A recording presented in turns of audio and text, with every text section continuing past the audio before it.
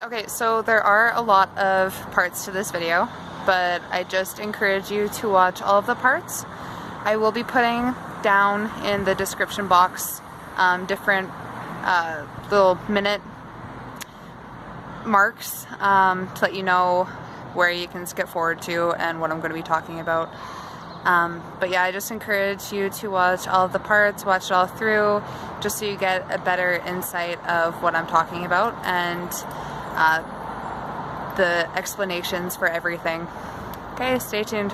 So it's Miranda. I'm back from a pretty long break, and I guess the one positive thing about this virus is that I have a lot of extra time to actually start working on that acne video I was supposed to post 2 months ago. So here it is. To start this off, my acne started coming around the age of 13, and it lasted until I was about 18 years old, so roughly 5 years. And then after I was 18, off and on pretty frequently until I was 20 years old or so. And this is just like a little introduction as to how I was living with like the insecurities, and it's just kind of like a depressing story, but I think that's going to be the best thing to start this topic with. So yeah, I had a lot of that insecurities, rock bottom self-confidence. I didn't want to go to any events, parties. I didn't even want to see my family during like Christmas or Easter or anything like that. I would just barricade myself in my room. If I did hang out with friends or like go out partying or something, I would wash my face in the morning, go to school, wear makeup like all day at school, come home, keep my makeup on, go out and party, and then I would sleep with the makeup on because I didn't want to take it off in front of people and have them see what I actually look like without a bunch of coverage. And then when I would wake up in the morning, I would go to the bathroom, wash my face off, and then right after I was done, I would reapply my makeup and then get out of the bathroom so there was no room for my skin to breathe whatsoever, just because I was so self-conscious about my skin, I guess you can say. Yeah, I would use a facial scrub every single day because I couldn't bear to like feel the actual texture of my skin, so I would use like a really harsh scrub so it's like grainy, and then I wouldn't actually be able to feel my skin. And usually you're only supposed to use those like twice or 3 times a week, and I would use it twice a day, which was really bad also.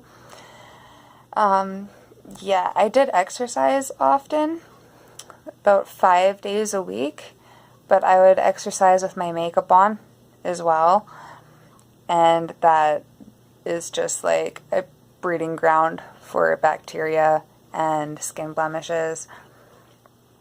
Another thing is like I couldn't wash my face. It got to the point, like my acne was so bad I couldn't wash my face in the bathroom with the lights on. Like I couldn't bear to see myself in the mirror. And then I would always wash my face in the dark, not look at myself. It got to a point where I would take down the mirrors so there was just like no mirrors in the basement, like where my room was and stuff, or in my bathroom. And my makeup in high school was pretty bad, but one small reasoning for that is because I would do my makeup like in dim lighting in my room. I would have the blinds shut, and then I would do my face in the dark pretty much. Or if there was like lights on in my room or the blinds were open, it would be about 4 feet back from the mirror so I couldn't actually see any detailed parts of my skin. I would cry a lot. My grandparents actually, they got rid of their fluorescent lighting in their house because every time I would come and visit, it just made my skin look so bad. Like it just brought out all of the redness, and I preferred like the yellow tungsten lightings over that. So like they live in Ontario. I see them both 2-3 times a year, and they changed all the lights in their house just so I didn't feel like crap all the time. And it was just like so disappointing, and I look back on it now and I was just like a disaster. The type of acne I had, it started out on my chin and then it started moving up into like this area of my nose. Actually, sorry, I started like breaking out when I was 13 in this area. There's like a whole concealer story about that I will like talk to in a few more minutes. But anyways, it mostly focused like in the T-zone. Very small red bumps, really oily, really flushed. I would look like Rudolph pretty much every day. My nose would be so red and oily and shiny. And that's kind of what made me believe I had rosacea for a while, because occasionally like my chin and my forehead would get red as well. I had combination skin, so dry and oily. I wasn't even sure like what came first, the dryness or the oiliness, because my face would feel really tight and be kind of flaky, but on top of it, it would be really oily and you'd like feel it, and then it's like grease would come off on your hands as if you got like bacon grease. Yeah, on your hands. It was like disgusting, and I had no idea what was going on. Yeah. Get really big cystic acne, like in my cheek area and along the jawline. My forehead felt like sandpaper. I had millions of pimples all over my forehead. There was no part of my forehead that didn't have a pimple. It was all here, in between my brows, up here, along my temples, and then it would continue down in the cheek line, so it was like a little helmet I had.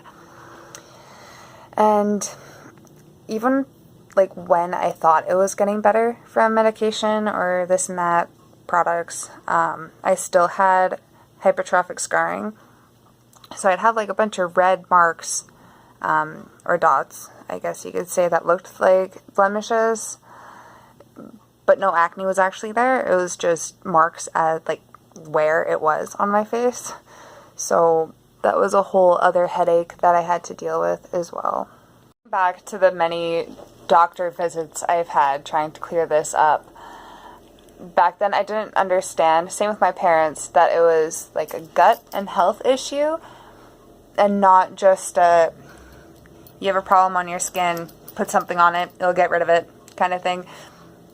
So I went to the hospital a lot to try and get like the cure pill, I guess you can say. I started off with minocycline for a while, and then tetracycline, then Diane 35, which is a birth control pill. Minocycline and tetracycline did a little bit.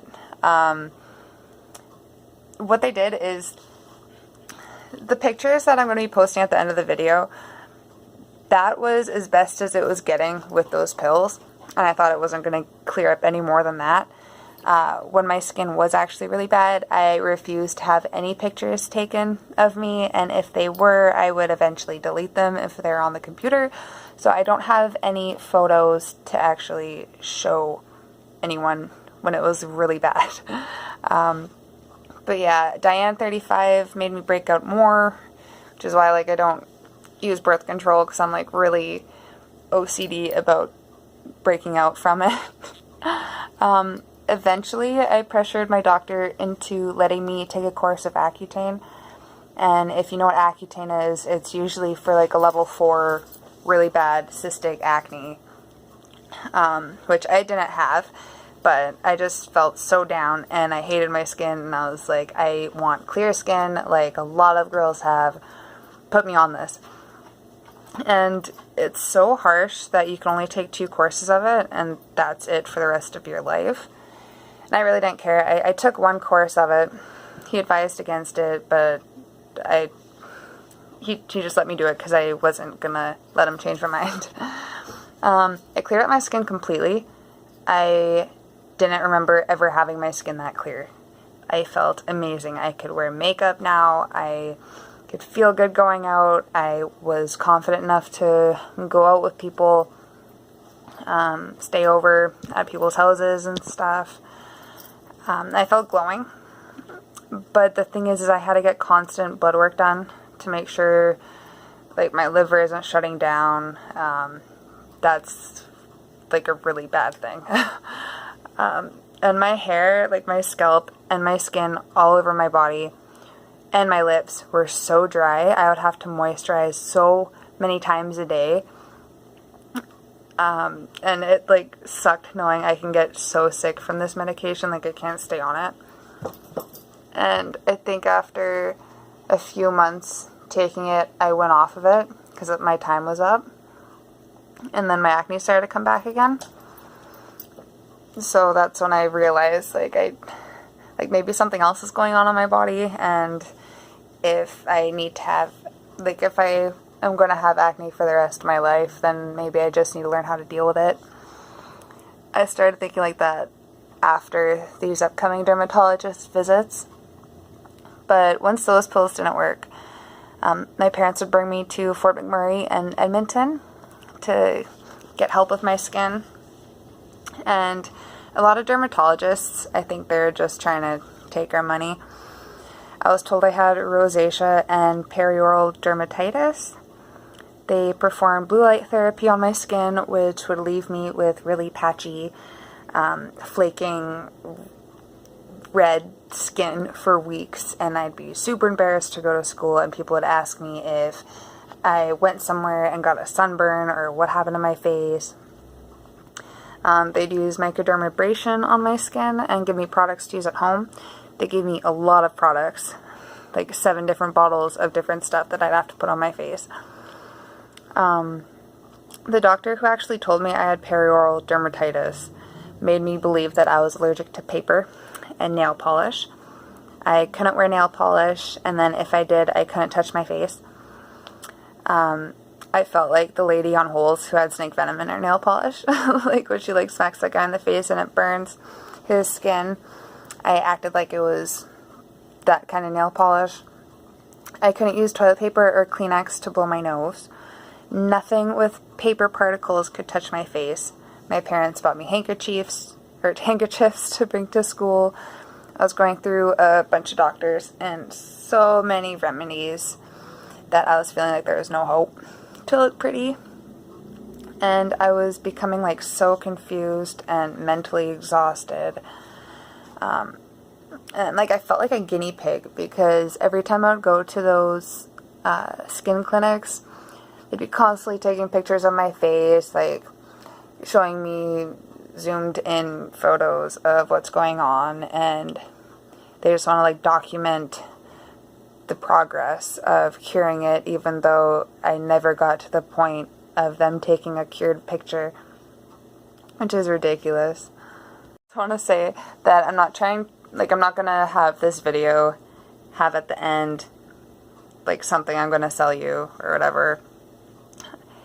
It's just like my honesty and something I've never really talked about before with people because I was kind of too embarrassed, and it's like a really weird subject. Like not many people have the confidence to get out there, but I just want to help people and let them know that I'm going through most likely the same stuff they're going through, and they shouldn't feel alone. And I'm just talking about like my whole acne life pretty much up until now, just so you get a backstory of all the things I've tried, and then you can possibly understand the reasoning behind what I do now to keep it at bay and to not come back. But yeah, when I was 17, I had a really bad experience with clinic workers. I had to go there not for like my acne issue or anything, but I had a keloid on my body that I needed an injection for.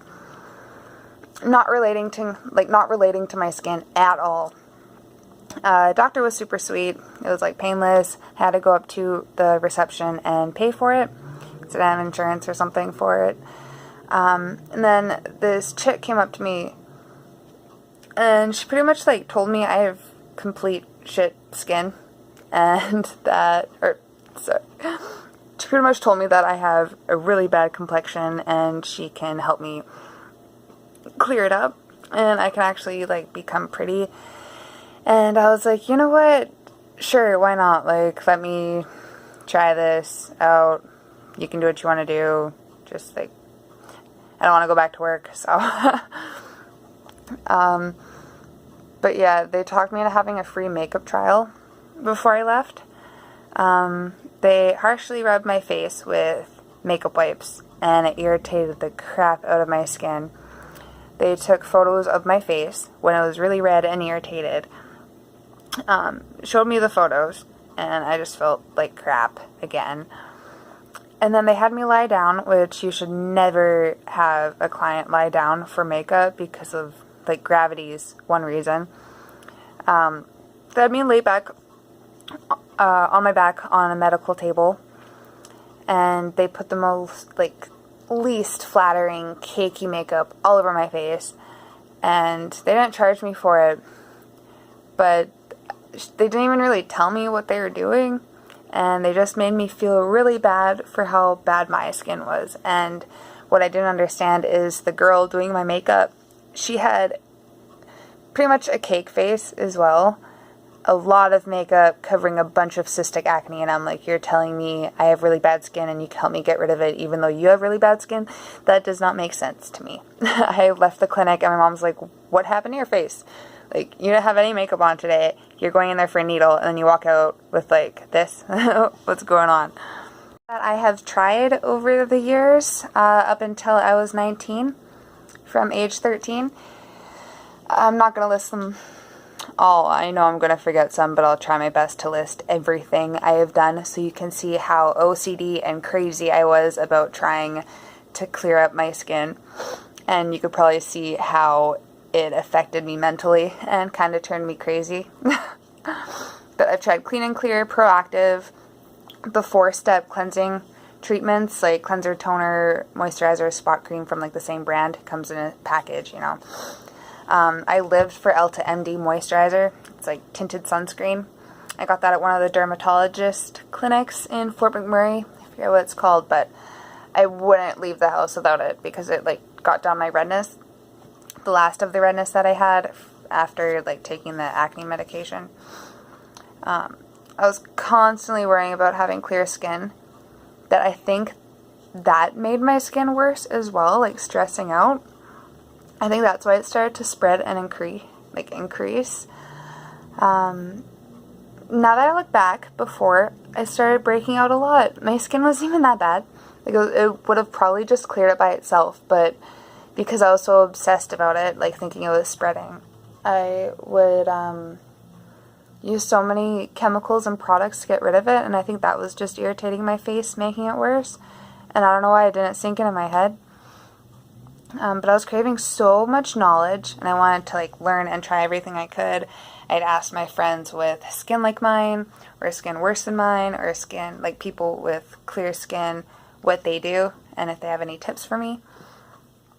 I tried a lot of different kinds of masks. Charcoal, bentonite clay with apple cider vinegar. I tried apple cider vinegar toner, oil cleansing methods, with like rosehip oil or olive oil, cold pressed extra virgin, oats and water scrub, oats and milk scrub, honey, rinsing with salt water, putting toothpaste on cystic pimples, holding hot tea bags on painful under the skin pimples, which actually I found does work. If you have like a really big painful pimple coming up, if you have a hot tea bag and you put it on there and let it set and keep dipping it in until like the cup gets kind of cool, not hot anymore. The next day, like, it's not painful anymore, and it just like kind of comes out without being so tender.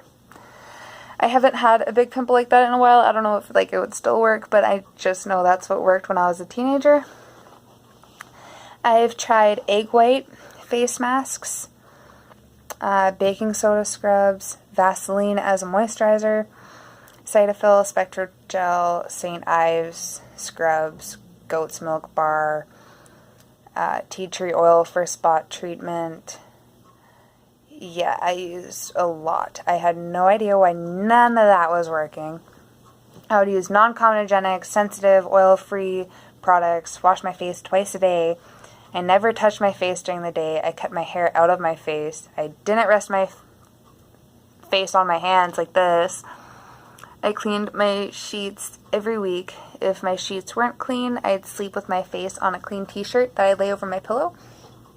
So, yeah, I would just like lay it over the pillow and then sleep like that. Or, because I sleep like this a lot, I would just like put a clean shirt in between. I would never sleep like this or just, it was insane. I feel like a crazy lady talking about this. I've tried lemon juice on my face. As you can tell, I'm like reading off of the document that I made, but I know a lot of people don't really like reading, so if I can just talk to you about it this way. A lot of people requested that, so it's just a lot of information. It's not all going to stay in my head. But yeah, I would rub lemons on my face because it would apparently bleach your skin. So with all the hyperpigmentation I had from my acne, apparently it would get rid of that, and I didn't find that it did at all. I would try steaming my face with a hot, wet towel, setting it over, kind of how you do the oil cleansing method. I also learned, though, that hot water causes acne and dryness, that you should rinse your face with cold water instead. So I was even confused about what temperature of water to use. Yeah, the lemon juice just made my face like red and itchy, and it didn't work. Supportive parents, they probably spent a lot of money. They did spend a lot of money on me trying to find certain products and medication that would clear my skin up. They just wanted me to be happy. I was probably an annoying teenager because I just wanted to be pretty like everyone else. I thought if my skin was clear, I'd have the best confidence in the world and I could do anything.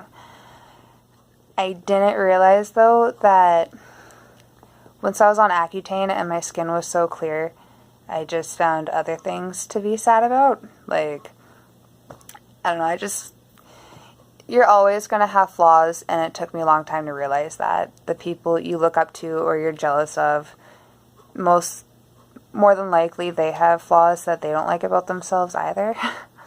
So, like, my skin was clear, and that's all I wanted.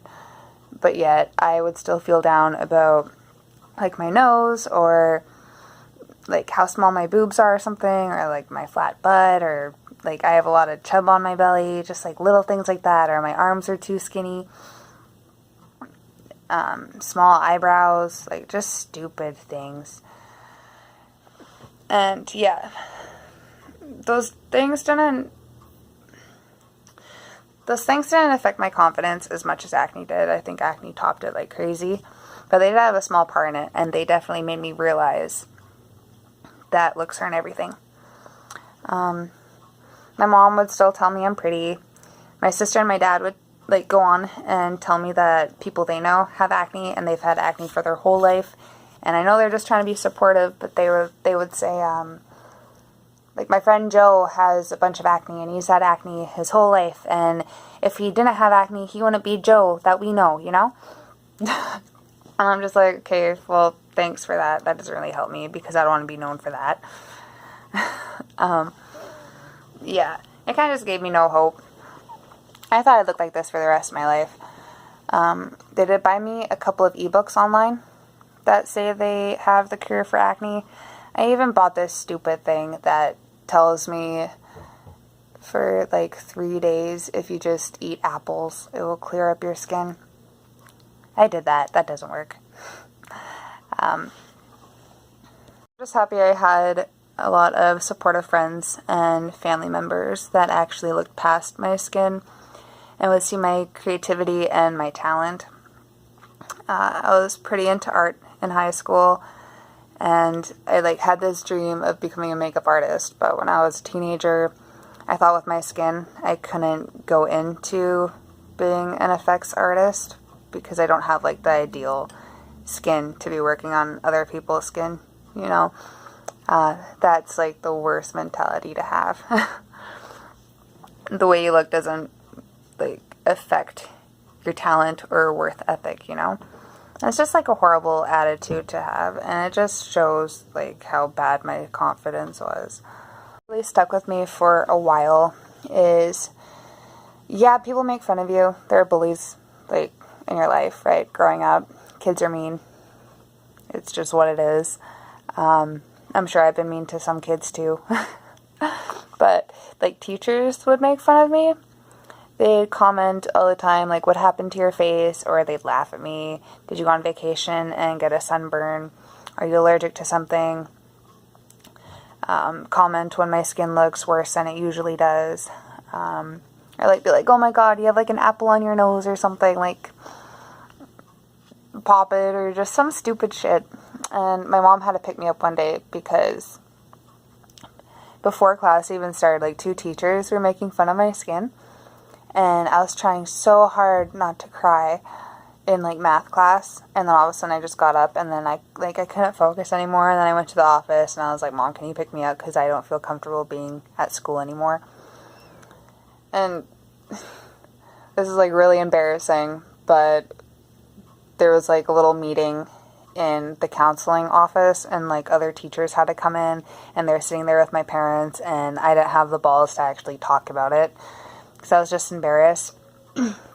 So then my parents were, like, talking to the counselor and the teachers about it as well, and you can tell the teachers were, like, half of them were confused, and it was just, like, the biggest awkward experience I've ever been in at school, and I hated it, and I wish I didn't say anything.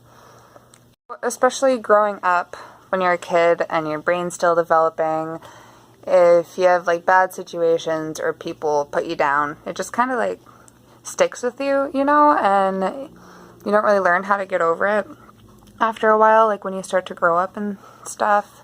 An example is, this ruined relationships with guys when I hit, like, older teens, I guess, because, like, in my younger teens, boyfriends and stuff, like, stupid little relationships, I guess you could say, like, they'd make fun of me for my skin, or they'd be, like, holding my hand or something, and then they'd be like, so, is that stuff on your face gonna clear up? Because I'm kind of embarrassed to, like, be seen with you. Or they would always compare me to their exes who had, like, flawless skin, and mine isn't as pretty as theirs, and I'm just like, then why are you with me if you, like, hate my appearance so much?